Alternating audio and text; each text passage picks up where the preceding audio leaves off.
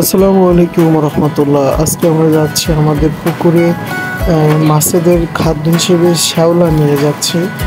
তো আমার বাসা গাজীরহাট, সেখান থেকে যাচ্ছি সোজা সখীপুরে শ্যাওলা নিয়ে মাছের খাদ্য হিসাবে।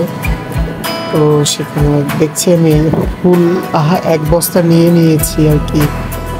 শ্যাওলা নিয়ে যাতায়াত করা প্রায় প্রত্যেক দিন যাতায়াত করতে হয়। মূলত পুকুরটা হলো আমার দাদির।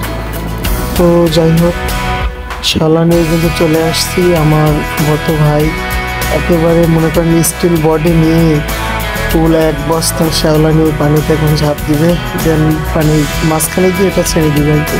ওই বলছিলাম যে ব্যাঙা থেকে দিয়ে দাও, তা শুনলো না। যাই হোক, ও পানির মাঝখানে যাচ্ছে দেওয়ার জন্য।